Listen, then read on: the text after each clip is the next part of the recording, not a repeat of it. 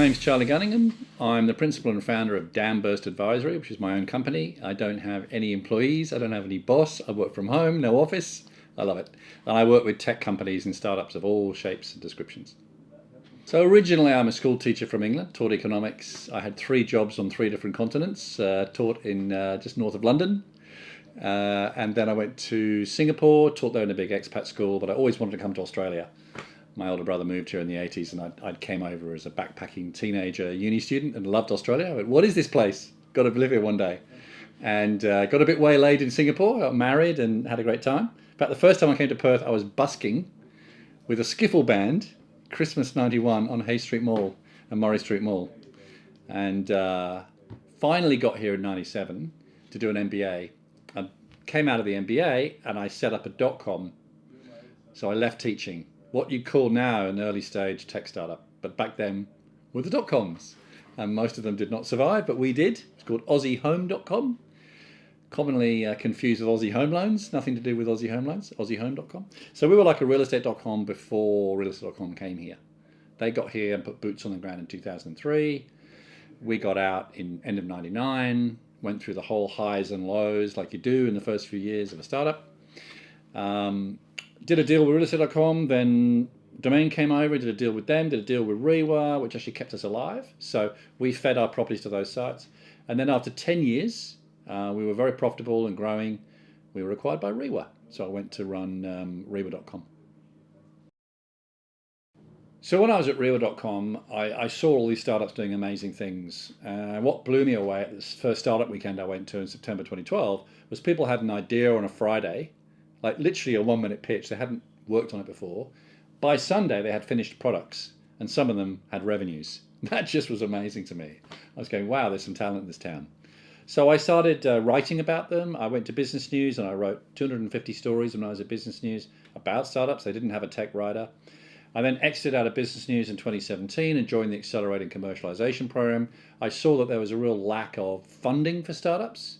If you're a mine or a commercial property, people throw money at you in this town. If you're an early stage startup, less so, because people aren't used to, I suppose, making money. We haven't got as many tech success stories, but there's a lot of money in this town. So I went to AC, which was a federal government program, about $485 million, effectively a government-run VC, venture capital firm. And I did about $5 million worth of deals in 6 companies over 2.5 years on that program. And I've just exited that now, and now I'm out doing it on my own. So I've made a few investments in some startups. I love working with tech companies, ASX listed, private, small, large, single operator. They've already got a team, been doing it a few years. I just think we need to really help scale the best of these companies that can really become the next Canva or Health Engine or Sector or whatever it is that's coming out of Perth. There's a really good scene here. It just needs more help and support. I think probably in a word, scalability, and another word, disruption.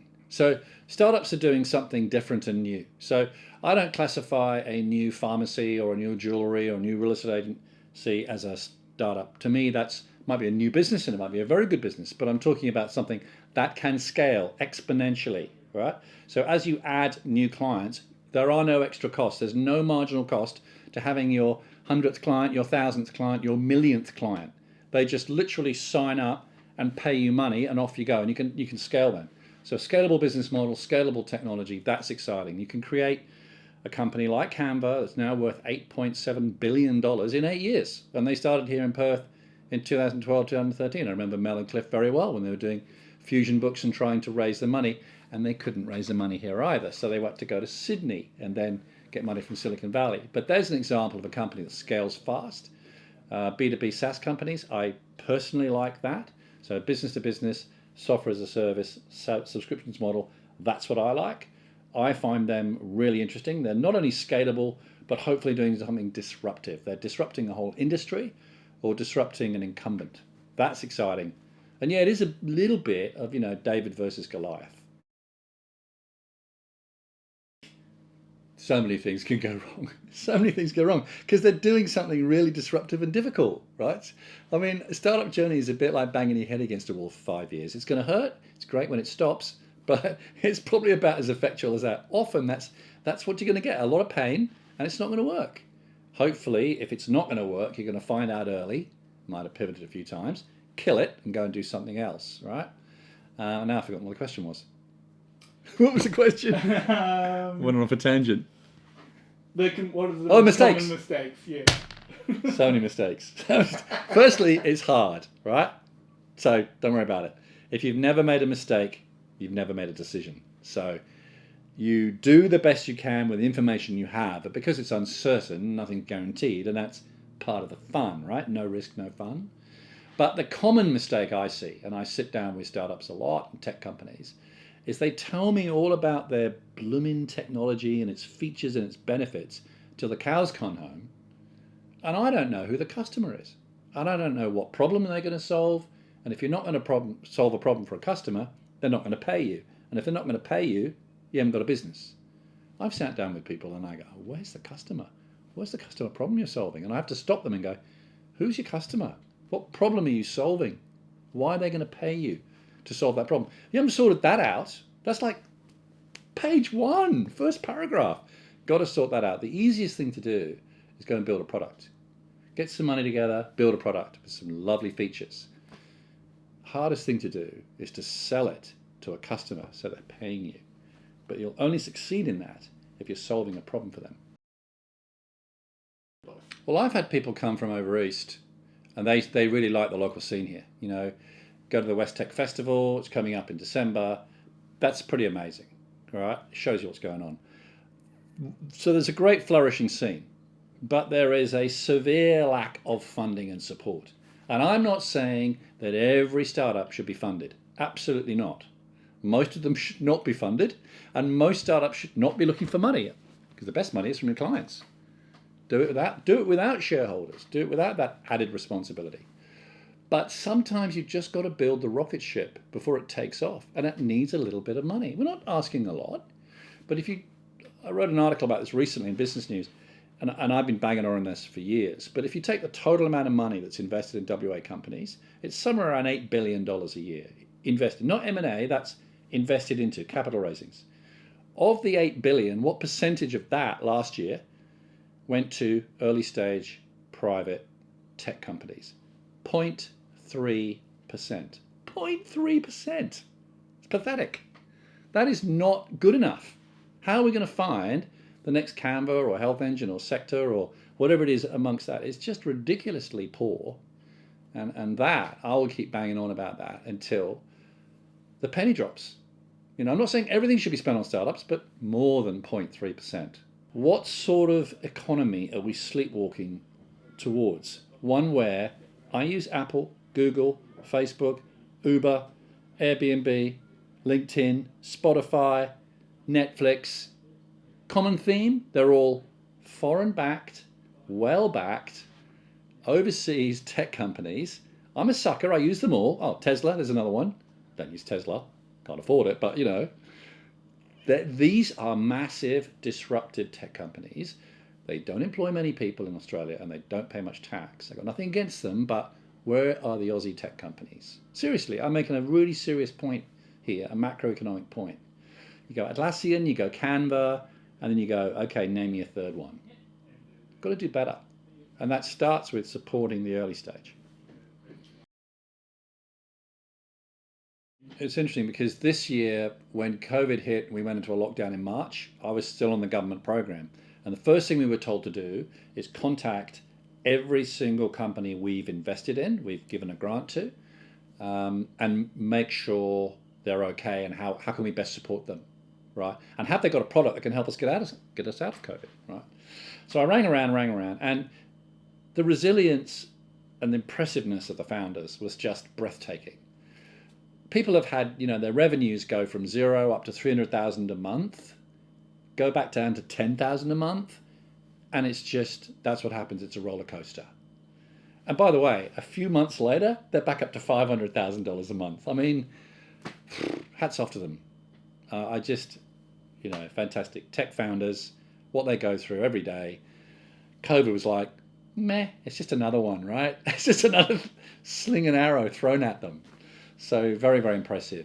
And I think what's happened in a broader context is it's shown what a great place Perth is. You know, isolated town, who knew? It's actually an advantage, right? Although it could have been a disaster. There's other isolated towns that have had COVID, it's just gone through them, right? So hats off to the government of all descriptions, state and federal, for stepping up to the plate, keeping the economy going and shutting down COVID. We've seen in other countries where that hasn't happened, it's been a disaster. Yeah, well, I think Perth is not even part of the conversation when you're over east. We're only 10% of the population, 90%, is in that seaboard, eastern seaboard. And when you're over there, you're right, WA doesn't even warrant a mention, which by the way is fine. We could just get on and do what we want from here. It's a great place actually to launch products because you can do it in a very isolated way that you can then determine what happens. A lot of products actually from Apple and elsewhere are put into Auckland and put into Perth because you can see the results of a campaign or a new product, because WA is quite unique in the sense that you've just got one city with 2 million population in a state which is massive of 2.5 million. So I don't think the eastern states realise how powerful we are. Half, if not 55%, of Australia's exports come out of here. We have an industry like mining of $70 billion, absolutely enormous. And then we have construction of 24 billion and property of 25 billion. These are big industries for a little state of only 2.5 million. Quite incredible. Yeah. I've got to tell a quick story. A visiting member of the royal family, who shall remain nameless, and I told him, so it was a him, that Perth had a population of 2 million, because he was saying, it's very easy to drive around Perth, but it's got quite a population. I said, yeah, it's 2 million. And sir, if you picked up Perth and put it in the United States, it would be the 5th largest city in the whole of the United States. He went, no, it wouldn't. I went, well, it would if you Google it, sir. No, I don't believe that. Anyway, I didn't want to make him look bad in front of all his people, but I hope he went and Googled it, and it is in fact the case. There's only 4 cities with a larger population in the whole of the USA than Perth. We're pretty big. We can punch now as a global city. Smart global city. What did the startup founder tell his grandkids?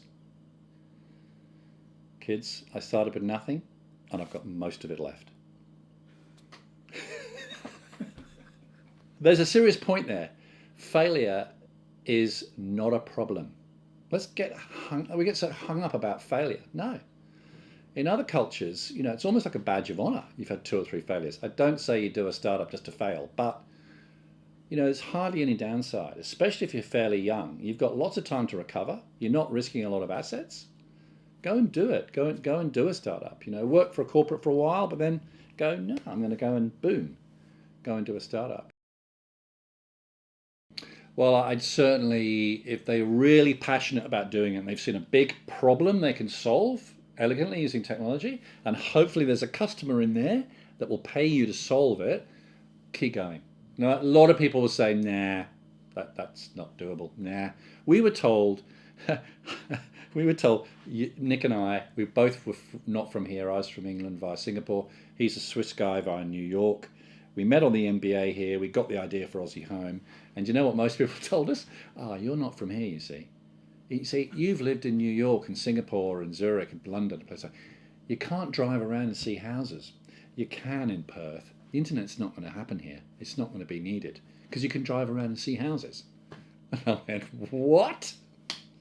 The internet's not going to work here. Okay, that's what we were told. So you can be given some really stupid advice by people. If you've really got a huge customer problem to go after it. And go and seek out mentors and people will give you advice.